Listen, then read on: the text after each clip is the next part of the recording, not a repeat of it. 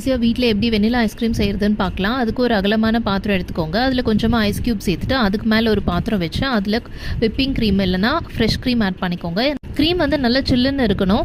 இப்போ எல்லாத்தையும் பவுலுக்கு ட்ரான்ஸ்ஃபர் பண்ணிவிட்டு இதை வந்து நம்ம பீட் பண்ண போகிறோம்.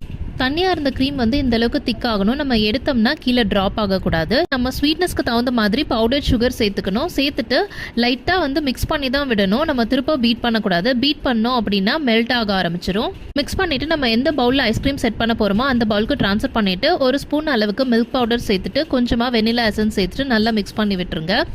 இதை வந்து மினிமம் 8 hours நம்ம வந்து ஃப்ரீஸ் பண்ணி வைக்கணும்.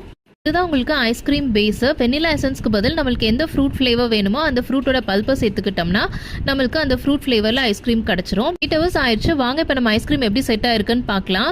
என்னடா ஆல்ரெடி ஸ்கூப் ஆயிருக்குன்னு பார்க்காதீங்க. நம்ம குட்டி பாப்பா பொறுமை தாங்காமல் அதுக்குள்ளே சாப்பிட்டுட்டாங்க. பாருங்கள் ஐஸ்கிரீம் எவ்வளோ க்ரீமியாக இருக்குன்னு. கொஞ்சம் கூட கிறிஸ்டலைஸ் ஆகலை.